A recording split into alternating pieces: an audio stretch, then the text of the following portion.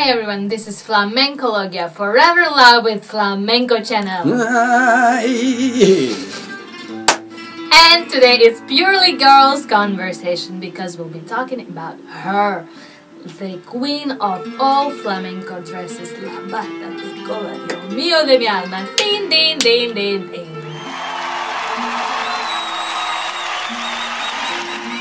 Have you ever thought of that person who possibly once came across this crazy idea to dance alegrias or whatever in something that absolutely prevents you from dancing? In a garment that weighs 85,000 million kilos, something that you can step on, something that can make you fall on the stage and break your leg, neck and die. God bless this person, but why?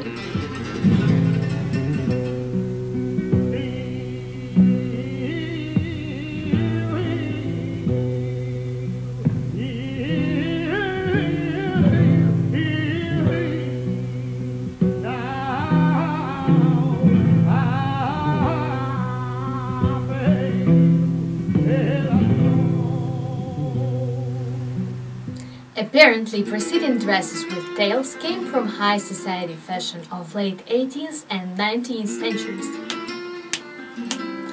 And the common people, dancers among them, just wanted to look alike. And here's the proof. The writer Juan Ignacio González del Castillo, in his little comic play, Wedding of a New World, La Boda del Mundo Nuevo, describes the wedding of common people from Gades who, despite their modest economic position, wanted to celebrate it luxuriously. So the newlyweds borrowed the clothes from rich people, and it is said that the bride was dancing sorongo in so-called saco de cola, catching up the tail.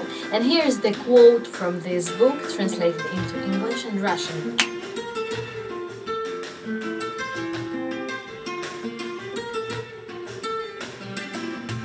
So, saco de cola in this case is something that later would be called traje de cola, or, talking in terms of flamenco, la bata de cola.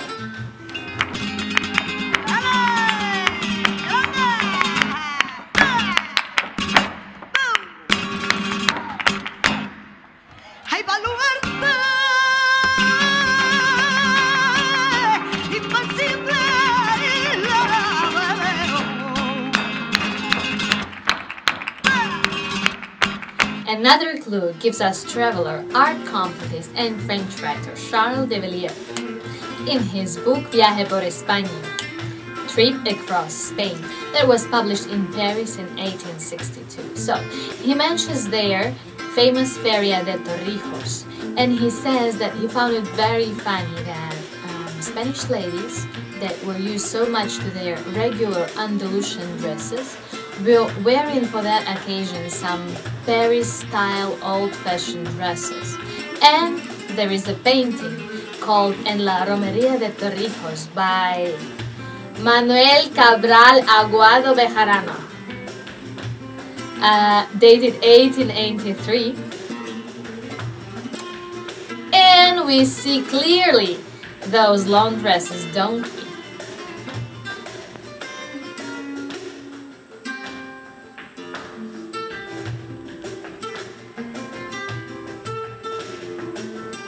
And the last assumption is by Matilde Coral, the great bailaora and maestra, disciple of Pastora Imperio, the first methodologist of Bata de Cola technique, and the co-author of this important book.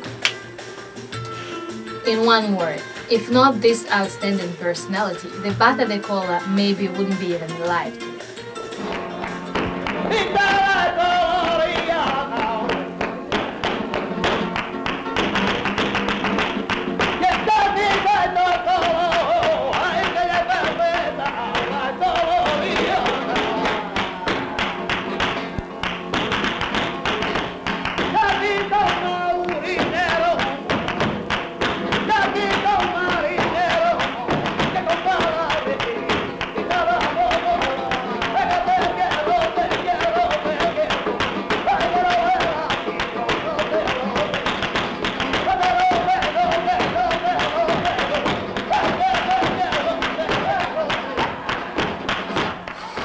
says that possibly this garment comes from the dresses for the fiestas of 19th century, when women were wearing long dresses carrying the tail in their hands, and when they found clean place they dropped this tail on the floor, as at those times people were wearing the clothes for dancing, the same clothes they were wearing on the street.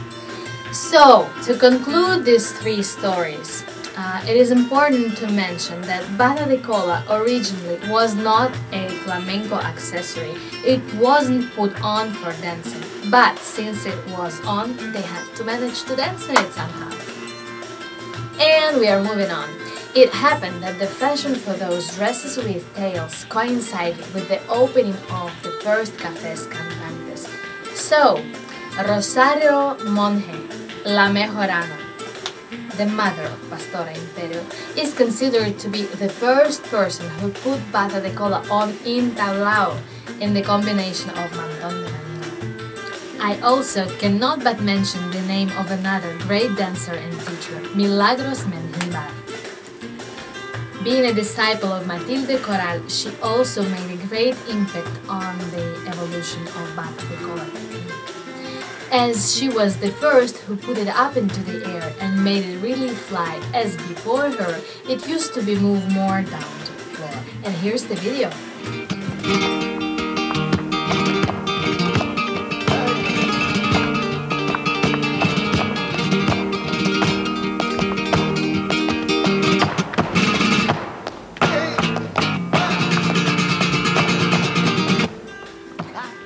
The first batas de colas had 25 kilograms of weight, imagine. But what about the most longest bata de cola in the world? Yes, it exists.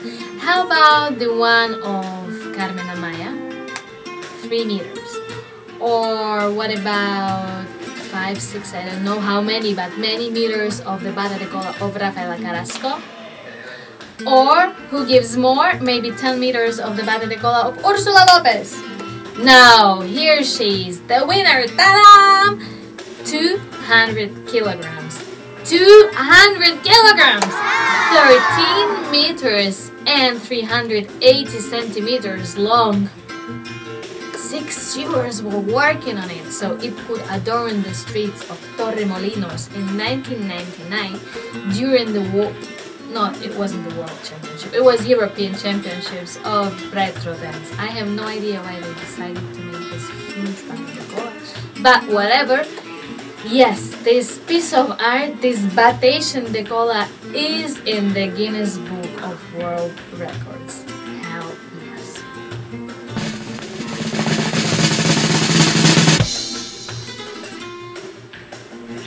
So that's it for today. Like for this video, love for flamenco, subscribe to our channel for God's sake. See you soon. Shakata!